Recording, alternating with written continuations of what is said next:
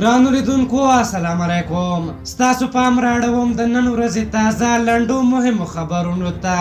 پیل بین الافغاني مذاکراتو کوو. افغان حکومت او طالبانو ترمنځ لومړني مخامخ مذاکرات په دوحه کې ترسره کیږي. رویټر اژانس د یو شمېر طالب مشرانو په حواله ویلي چې ډیر ژر به د افغان حکومت او طالبانو ترمنځ مخامخ خبرې پیل شي.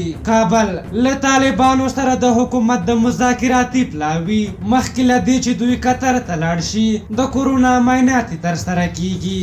بلخوا راپورونه وایي چې نن ماښام به د امریکایي استازي زلمي خلیلزاد، روسي استازي ضمیر کابلوف او د افغانستان د بهرنیو چارو وزیر حنیف اتمر ترمنځ د افغان سولې په تړاو درې اړخیزه ناسته وشي. طاهر ظهیر د ولسي جرګې د کورني امنیت کمیسیون اعلان کړی او ویلي دي تر څو پورې چې د اطلاعات او کلتور وزارت ته نوی نومان وزیر طاهر ظهیر په لویه څارنوالۍ کې خپلې جرمي دوسیې پاکې نه کړي دوی به نوموړي ته د باور رایه ورنه کړي.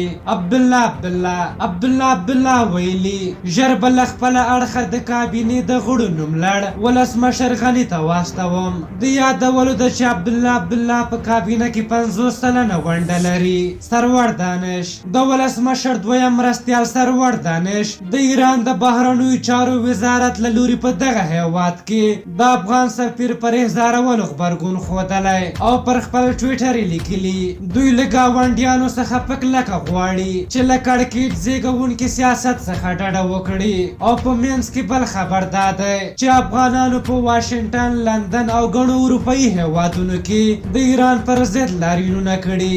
لاریونوال د ایران د سفارتونو مخته راوتلي وو او د ایران د اخوندي او فاشست نظام ته ضد شعارونه ورکول. دا لاریونونه وروسته له هغې کیږي چې ایرانیانو یو ځل افغان کډوال په سین لاهو او یو ځل یې بیا په اور وسوځول. د پاکستان حکومت د پښتون ژغورنې غورځنګ مشرانو ته د مخامخ مذاکراتو بلنه ورکړه. د پاکستان د دفاع وزیر پرویز خټک ویلي چې دوی له پی ټي ایم سره مذاکراتو ته چمتو دي. وړانګه لوڼۍ د پښتون ژغورنې غورځنګ د رهبرۍ غړي وړانګې لوڼۍ د پاکستان لخوا دوی ته د مذاکراتو د وړاندیز په غبرګون کې ویلي دا 2000 پښتانه مو چې وژلي د دوی ځواب به څوک ورکوي. آیا مذاکرات به د 2000 پښتنو شهادت جبران کړي؟ او وروسته یو ښه خبر دا دی چې د غوري سیمنټو د فابریکې تولیدات څو برابره ډیر شوي.